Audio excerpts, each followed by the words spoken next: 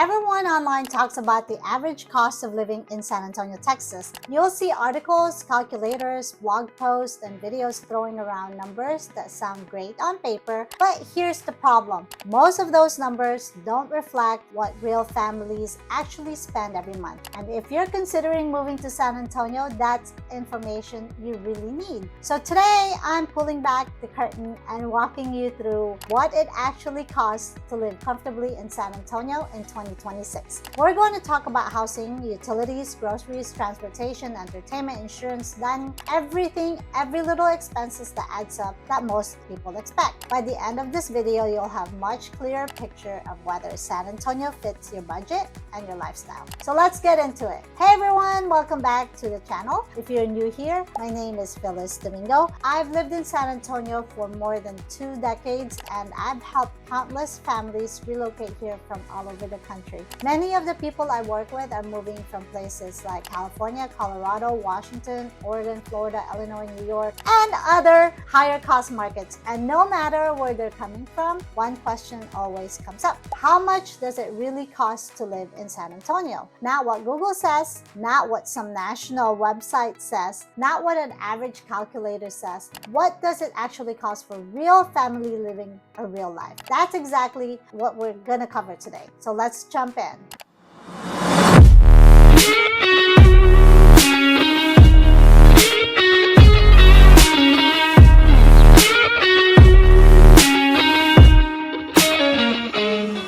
So everyone's budget is different. A single professional living downtown is going to have a completely different experience than a family of 5 living in the suburbs. Someone who loves dining out every weekend will spend differently than someone who cooks every meal at home. So instead of focusing on averages, I want you to think about your own lifestyle as we go through this video. Take notes, compare these numbers to your current expenses, and ask yourself whether your lifestyle would cost more, less, or about the same here in San Antonio.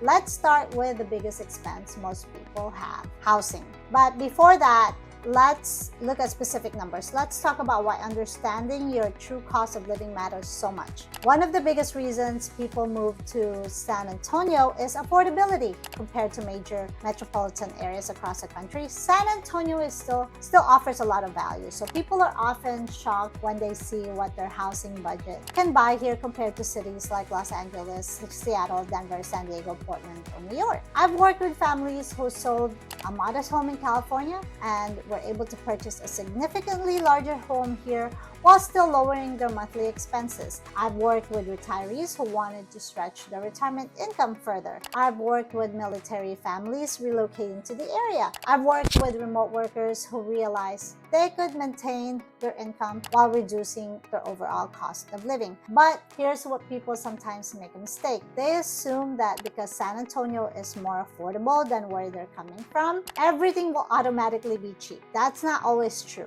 Some expenses may be lower, some may be similar, and some may actually be higher than what you're currently paying. For example, someone moving from a cooler climate may be surprised by summer utility bills. Someone moving from the highly walkable city might spend more transportation. Someone falls in love with local food scene that may find themselves spending more on dining out than they expect. That's why I always encourage people to look beyond home prices. The real question isn't, is San Antonio affordable? The real question is, can I comfortably afford the lifestyle I want in San Antonio? That's what we're going to answer today. So let's start talking about housing, because for most families, this is the largest monthly expense. When people begin researching San Antonio, they often focus on home prices, and while purchase price is important, it's only one piece of the puzzle. What really matters is your monthly payment. That monthly payment includes several components: your mortgage principal, your interest, property taxes, homeowners insurance, potential HOA fees, and depending on your situation, mortgage insurance as well. Let's talk about some realistic examples. If If you're purchasing a home in lower and middle price ranges, your monthly payment may fall somewhere around low to mid $2,000 range. As you move into newer communities, larger homes, premium school districts, or highly desirable suburbs, those payments can increase significantly. Areas like Stone Oak, Alamo Ranch, Helotes, Bernie, Schertz, Cibolo, and other popular relocation destinations often attracts buyers for newer homes and strong community amenities. Depending on your purchase price and financing terms, monthly housing costs can easily range from approximately $2,200 to $4,500 or more. One thing that surprises buyers is property taxes. Texas does not have a state income tax. That's one of the reasons many people move here. However, property taxes can be higher than what some buyers are accustomed to the other states. And that's very critical to evaluate total monthly payment rather than focusing solely on the home's purchase price. I tell clients this all the time. Don't fall in love with a number on a listing. Fall in love with a payment that fits your budget. Because at the end of the day, that's what affects your lifestyle every month. Another factor to consider is maintenance. Even if you're buying a newer home, there will always be expenses that come up. Air conditioning maintenance, landscaping, minor repairs, appliance replacement, pest control. These aren't necessarily monthly bills, but they should absolutely be part of your overall budget planning. When people ask me whether housing is affordable in San Antonio, my answer is usually this. Compared to many major cities, yes, but affordability depends entirely on your income, your goals, and the type of home you want. Now, let's talk about utilities. This one area where many newcomers get surprised, especially if they're moving from a cooler climate. Texas summers are no joke. When temperatures climb into the upper 90s and triple digits, your air conditioner becomes one of the hardest working appliances in your home, and that affects your electric bill. Depending on your home size, age, insulation, quality thermostat settings, and family habits, electric bills can vary dramatically. Some households may spend around $150 per month for milder season. Others may see bills exceeding $500 per month during peak summer months. One of the biggest factors is the age and efficiency of the home.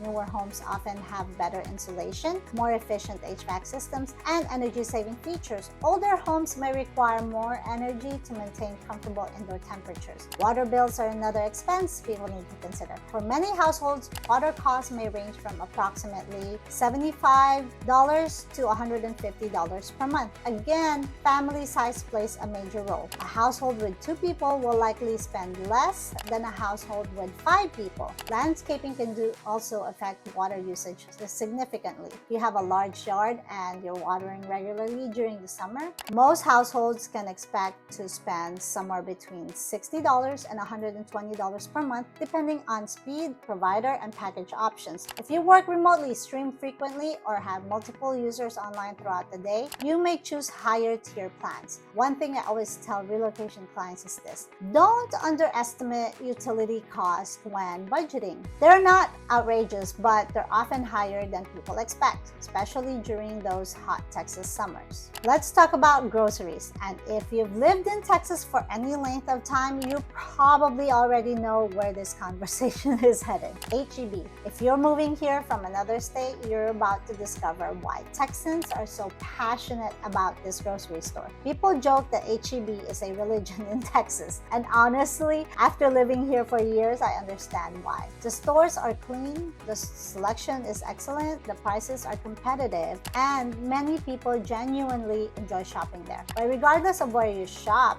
groceries are a major part of your monthly budget. For a family of 4, grocery expenses can easily range from approximately $800 to $1,500 or more per month. Several factors influence the number: how often you cook at home, whether you buy organic products, the ages of your children, special dietary needs, how frequent you entertain guests, and how often you supplement groceries with restaurant meals. Food inflation has affected households across the country, and San Antonio is no exception. Many families find themselves spending more on groceries today than they did just a few years ago, and one strategy that helps many households is balancing grocery spending with meal planning. Families who plan meals in advance often reduce waste and save money. Families who shop without a plan sometimes find themselves making multiple trips each week and spending more more than expected. Another thing newcomers quickly discover is that San Antonio has a strong food culture. That means grocery spending and dining out spending often work together. So if you're eating out frequently, your grocery bill may decrease slightly. If you're cooking most meals at home, your grocery bill may increase while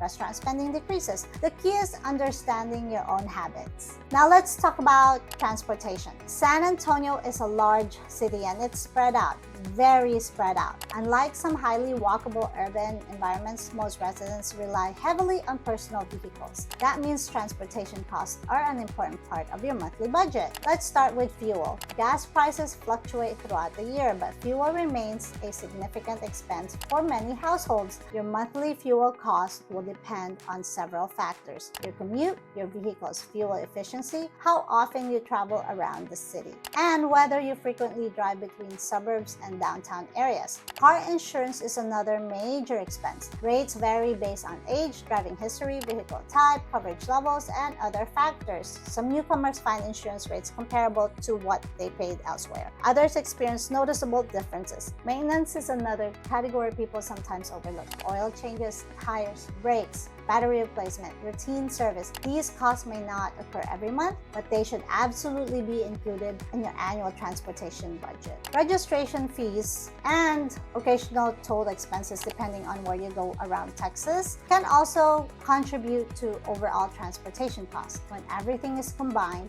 many households spend somewhere between $500 and $1,500 or more per month on transportation-related expenses. One thing I always encourage people to consider is commute time. A home that appears less expensive may require a longer commute. That longer commute can increase fuel costs, vehicle wear and tear, and time spent on the road. Sometimes paying slightly more for housing can actually improve your overall quality of life. Now, let's discuss one of my favorites, food. Because San Antonio has an incredible food scene, and honestly, this category can sneak up on people. You move here, you start exploring, you discover amazing Tex-Mex restaurants, you find incredible barbecue spots, you enjoy the local coffee shops, you visit restaurants at the Pearl, you take friends and family to the Riverwalk, and before you know it, your dining budget has doubled. San Antonio offers an incredible variety of dining experiences: casual family restaurants, authentic local favorites, upscale dining, food trucks, international cuisine, weekend brunch spots. Options are endless. For some households, dining out may cost around $300 per month. For others, especially who enjoys frequent restaurant visits like me, spending can easily exceed $1,500 per month. Date nights, family celebrations, business lunches, weekend outings, all of these expenses add up. One thing I love about San Antonio is that you can find excellent food at almost every price point. You don't have to spend a fortune to enjoy great meals, but if you're not paying attention, restaurant spending can become one of the fastest growing categories in your budget. Now, one of the reasons so many families enjoy living in San Antonio is the variety of entertainment options available throughout the year. There's always something happening: Spurs games, Fiesta, SeaWorld, Six Flags Fiesta Texas, the Pearl, the Riverwalk, community festivals, farmers markets, concerts, holiday events, weekend road trips. Family activities can be incredibly rewarding, but also they require budgeting. Some activities are relatively inexpensive. Others can become significant expenses, especially for larger families. Theme park memberships, sports tickets, seasonal events, travel expenses, hotel stays, dining during outings. All of these costs contribute to overall lifestyle budget. The good news is that San Antonio offers plenty of free and low-cost activities as well. Parks, trails, community events, outdoor recreation, cultural festivals. Families can enjoy a very active lifestyle without necessarily spending a fortune. The key is being intentional about how you allocate your entertainment dollars. Now, let's bring everything together. When people ask what it costs to live comfortably in San Antonio, they're usually looking for a complete picture. So let's review the major categories we've discussed: housing, utilities, groceries, transportation, insurance, dining out, entertainment, miscellaneous expenses. Depending on lifestyle, family size, housing choices, and spending habits, many middle class and upper class households may spend somewhere between approximately $45,000 and $9,000 per month. That's a wide range, and that's intentional because lifestyle vary dramatically. Some families families prioritize travel, some families prioritize housing, some spend heavily on dining and entertainment, others focus on savings and investing. And the other important takeaway is that San Antonio can still provide tremendous value compared to many major metropolitan areas. However, it is not the ultra cheap city that some internet articles make it sound like. Like anywhere else, your experience depends on your choices, your income, your priorities, and your expectations. Let's answer the big question. Can you afford San Antonio? The answer depends on something much more important than average statistics, your lifestyle. The better question isn't, is San Antonio affordable? The better question is San Antonio affordable for the lifestyle I want to live? That's a conversation I have with relocation clients every single day. We talk about housing goals, commute preferences, school priorities, entertainment habits, family needs, retirement plans, and long-term financial objectives. Because affordability isn't just about surviving, it's about living comfortably. It's about enjoying your life. It's about creating a budget that supports your goals rather than limiting them. For many people, San Antonio offers exactly that opportunity, but the only way to know for sure is to evaluate your specific situation. I hope this video gave you a realistic look at what it actually costs to live in San Antonio in 2026. If you're considering relocating here and you're trying to determine what your monthly budget might look like, I'd love to help. Every family is different, every budget is different, and every area of San Antonio comes with its own financial considerations. Whether you're moving next month or just starting your research, feel free to reach out. I help people relocate to San Antonio every day and would be happy to answer your questions. If you found this video helpful, make sure you subscribe to the channel, and I create new content every week about moving to San Antonio, living in San Antonio real estate, neighborhood tours, market updates, and everything you need to know before making a move. Thank you so much, and I'll see you in the next video.